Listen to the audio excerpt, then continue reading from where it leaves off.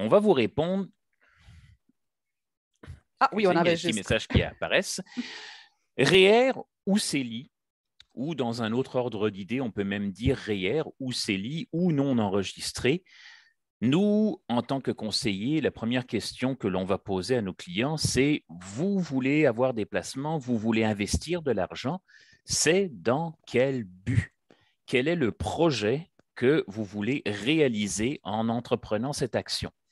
Et tout dépendamment de votre réponse, c'est là que l'on va se dire pour les raisons suivantes, qui bien souvent, on peut le dire à Annie, sont des raisons fiscales. Oui. Vous devriez plus vous tourner vers le REER ou vous devriez plus vous tourner vers le CELI. Alors, d'emblée, une première information. Nous sommes aujourd'hui le 1er mars 2022. Pour ce qui est de faire une contribution REER pour l'année 2021, eh bien, c'est la dernière journée. À partir de demain, le 2 mars, tout nouvel investissement sera comptabilisé pour l'année 2022. Donc, juste pour vous rappeler que dans le fond, quand on veut encore profiter, exemple, d'un report d'impôt sur la prochaine déclaration d'impôt que l'on va travailler, les contributions de l'année au complet comptent et également celles qui vont être effectuées dans les 60 premiers jours de l'année suivante. Petit aparté. Maintenant, REER, CELI, qu'est-ce que ça veut dire? On va démystifier les deux termes. En premier lieu, le REER, c'est le régime enregistré d'épargne retraite et le CELI, le compte enregistré libre d'impôt. Dans les deux cas, ça contient le mot enregistré. Donc, qu'est-ce que ça veut dire enregistré? Le fait que c'est enregistré auprès des deux paliers de gouvernement. Donc, quand les investissements sont à l'intérieur de ces deux comptes-là, il n'y a pas d'imposition annuelle sur les intérêts, donc sur les rendements qui sont effectués. Franck parlait de non enregistrés. Donc, si on a des placements qui ne sont pas enregistrés à titre de REER, CELI ou de régime enregistré d'épargne études, régime enregistré d'épargne invalidité, il y en a d'autres types. Quand ce n'est pas enregistré, chaque dollar de revenu qu'on va gagner, que ce soit de l'intérêt ou autre, mais ça sera imposé annuellement. Donc, on reçoit des feuillets là, pour remettre sur ses impôts quand c'est du non enregistré. Quand c'est de l'enregistré, vous avez un REER. On ne vous enverra pas un feuillet à chaque année pour dire votre REER a fait tant de dollars de revenus d'intérêt, vous serez imposé dessus. Donc, le temps que c'est à l'intérieur du régime, il n'y a pas d'impôt. Maintenant, les différents types de placements. Quand on nous demande lequel est le plus rentable, lequel fait le meilleur pourcentage d'intérêt, de rendement, mais dans un cas comme dans l'autre, ça dépend des outils, des types d'investissements qu'on va mettre à l'intérieur. Donc, autant dans un REER qu'un CELI, on peut investir des actions, des obligations, des certificats de placement garantis, on peut mettre des fonds d'investissement. Donc, le même fonds d'investissement canadienne XYZ peut être investi, être mis en CELI ou en REER. Donc, le rendement sera techniquement le même, que ce soit peu importe le type d'enregistrement.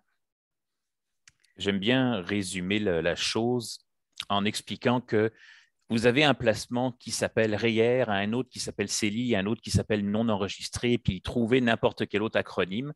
Moi, j'appelle ça des enveloppes fiscales. Et qu'est-ce qu'il y a à l'intérieur de l'enveloppe fiscale? Nous avons des véhicules d'investissement. Donc, techniquement, mécaniquement parlant, vous pourriez avoir le même véhicule d'investissement pour n'importe lequel de vos régimes, que ce soit du REER, du CELI, du non enregistré, et j'en passe. La question, comme on vous le dit, les différences qu'il va y avoir entre ces comptes-là, c'est une différence fiscale. Donc, Annie. Oui, la question aussi du rendement, comme Franck le mentionnait, ça dépend de ce qu'on met à l'intérieur. Donc, là, c'est déterminé selon son objectif, sa tolérance au risque, selon son profil d'investisseur, quel type d'investissement on va effectuer. Et c'est ça qui va déterminer le potentiel de rendement qu'on peut gagner. Maintenant, les différences entre les deux. Quand on parle d'un REER, le REER, le mécanisme en est un de report d'impôt. Donc, lorsqu'on investit dans un REER, si demain, aujourd'hui, on met 1000 dans un REER, on pourra, sur l'année 2021, déduire 1000 de son revenu. Alors, si notre revenu était, par exemple, de 50 000, on met 1 000 dans un REER, on aura un reçu pour fin d'impôt de 1 000 $. Notre revenu annuel de 2021 sera plutôt de 49 000. Ce qui veut dire que sur ce 1 000 $-là de revenus, on n'aura pas à payer d'impôt. Donc, si on est salarié et qu'on était déjà égal sur ces versements d'impôts sur ces payes, on recevra un retour d'impôt. Sinon, ça fera juste de l'impôt de moins à payer. Donc, on ne paie pas l'impôt Dans le aujourd'hui sur ce 1 sens, 000 $-là. Oui. c'est ça, dans le sens que si nous sommes travailleurs autonomes, par exemple, à la différence d'un employé salarié, il y a de très bonnes chances qu'il n'y ait aucun impôt qui soit prélevé sur votre rémunération. Donc, à la fin de l'année, lorsque vous faites votre déclaration d'impôt, il y a de bonnes chances que vous vous retrouviez avec de l'impôt à payer. Le fait d'avoir contribué dans vos REER va diminuer cette facture-là. Et c'est un report d'impôt parce que le temps que ça s'accumule à l'intérieur du REER, on n'a pas d'impôt à payer. On a eu une déduction fiscale lorsqu'on l'a mis, mais rendu à l'âge de la retraite, à ce moment-là, lorsqu'on commencera à faire des retraits, on sera imposé sur les retraits. Alors, on n'est pas imposé tout de suite, on est imposé plus tard, ce qui est une bonne chose en soi. Et lorsqu'on est imposé plus tard, habituellement, notre taux d'imposition à la retraite, si notre revenu est moindre, notre taux d'imposition aura probablement diminué parce que les taux d'imposition au Québec sont progressifs. Plus on gagne, plus on est imposé en pourcentage.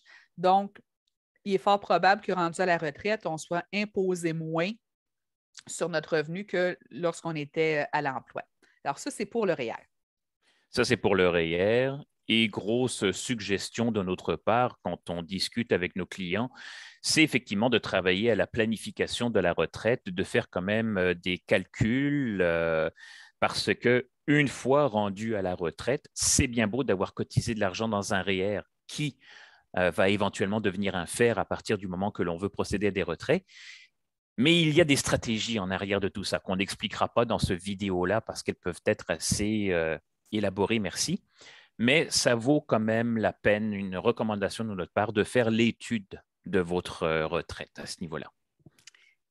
Aussi, ça c'est pour le REER, le CELI, il n'y a pas de report d'impôt. Donc, on n'a pas de déduction fiscale pour les sommes qui sont mises dans le CELI. Par contre, lorsqu'on fait un retrait, il n'y a pas d'impôt à payer non plus sur les retraits. Alors, les deux véhicules ont des objectifs différents. Pour la planification de la retraite, souvent le REER va être l'outil à privilégier, mais encore, ça dépend des situations. Par exemple, si on a une personne qui a un fonds de pension, un bon fonds de pension avec son employeur, peut-être que le REER est moins avantageux, que le CELI deviendra un meilleur outil. Donc, c'est vraiment du cas par cas, mais en général, le REER est un bon outil pour la planification de la retraite et le CELI, un outil, par exemple, qui peut être utilisé pour des objectifs à plus court terme parce qu'on ne veut pas être pénalisé lorsqu'on fait les retraits. Donc, il y a cet aspect-là. Il y a l'aspect aussi du montant qu'on peut y mettre.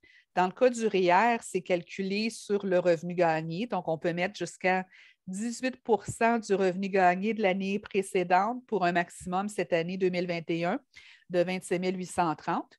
Puis le CELI, nos droits de cotisation s'accumulent depuis 2009 si on avait 18 ans à cet âge-là. Et cette année, ils sont rendus à 6 000 par année. Donc, ce n'est pas lié au revenu gagné, au salaire.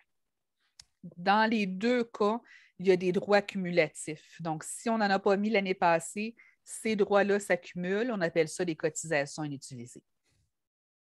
Et on peut aller loin avec la question des cotisations inutilisées. Et il y a encore une fois à ce niveau-là des différences entre le CELI et le REER. Parce que le REER, vous avez des cotisations inutilisées. Vous les prenez, vous mettez de l'argent dans votre REER, vous utilisez vos cotisations inutilisées, mais pour une raison X, Y, Z plus tard, vous décidez de retirer de l'argent de votre REER.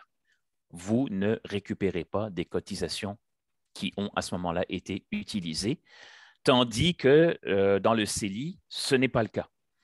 Vous avez un droit de cotisation inutilisée de CELI de 30 000. Vous les mettez, vous n'avez plus le droit techniquement donc de rajouter de l'argent dans le CELI parce que vous avez utilisé tous vos droits. Mais supposons que dans la même année, vous vidiez votre CELI au complet. Le 1er janvier de l'année suivante, les compteurs repartent à zéro.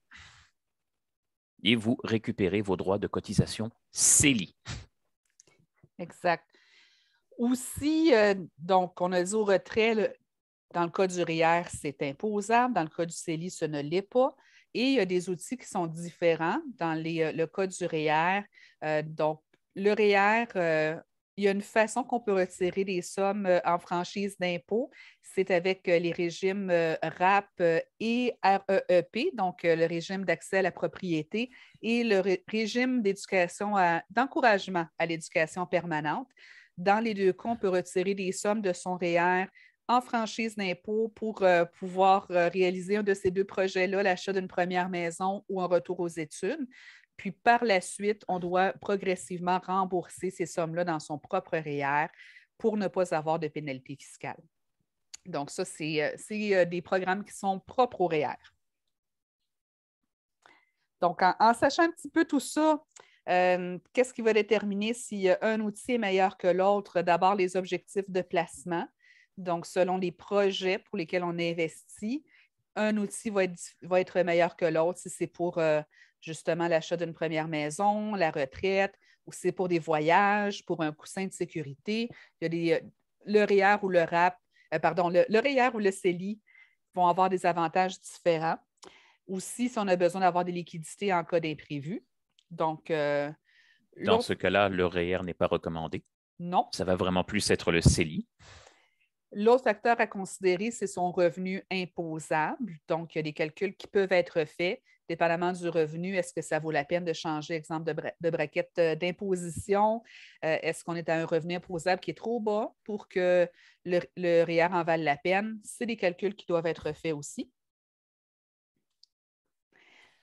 La question de la situation familiale, donc dépendamment conjoint, tous deux travailleurs, il y en a un qui, parmi les deux, touche un revenu beaucoup plus élevé que l'autre, ben, il y a moyen d'utiliser de stratégies, particulièrement avec le REER, pour dire que finalement, on partage son revenu gagné avec l'autre conjoint et par le fait même, il y a un calcul qui va faire en sorte qu'il va y avoir une économie au point de vue fiscal, impôt à payer.